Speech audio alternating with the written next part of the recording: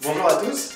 C'est un constat partagé par tous les observateurs du secteur. Vendre un appartement ou une maison, c'est aujourd'hui une véritable opération marketing.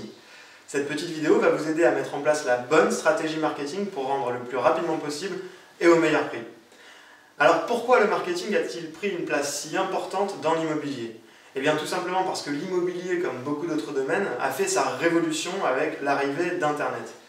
Nous sommes passés d'un marché opaque, où les acquéreurs poussaient les portes des agences immobilières pour aller chercher l'information, à un marché totalement transparent qui s'articule notamment autour des portails d'annonces immobilières sur Internet. Le plus consulté d'entre eux recensait hier soir 25 000 ventes d'appartements ou de maisons rien qu'à Paris intramuros.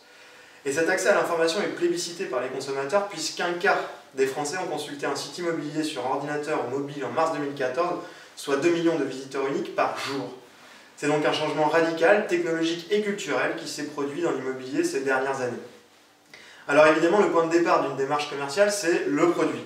Et bien qu'il s'agisse également de marketing, je ne vais pas vous parler aujourd'hui des différentes façons de rendre son bien plus attrayant au moyen des techniques de homestaging, de photographie immobilière ou de visite virtuelle qui seront détaillées dans une prochaine vidéo. Je veux en venir directement à ce que vous devez exiger d'un professionnel de l'immobilier qui se propose de se charger de la vente de votre appartement, à savoir quelles actions compte-t-il mettre en place pour faire savoir aux acquéreurs potentiels que votre produit est celui qui pourra les satisfaire. En somme, quelle est sa stratégie marketing? Personnellement, je décline ce plan d'action en 3 axes à 3 niveaux. Le marketing local, le marketing relationnel et le marketing web. Premier niveau, et on le néglige souvent, mais faire savoir aux habitants de votre quartier qu'un bien est à vendre est primordial.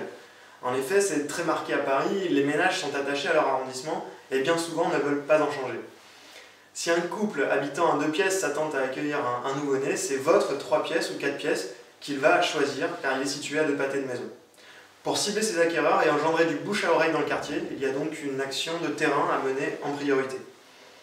Deuxième niveau, le marketing relationnel. Le professionnel doit disposer d'outils informatiques lui permettant de solliciter son réseau professionnel afin de faire bénéficier du portefeuille client de l'ensemble des conseillers de son réseau ou de ceux d'autres cabinets, comme le permet aujourd'hui la plateforme Intercabinet ou ailleurs.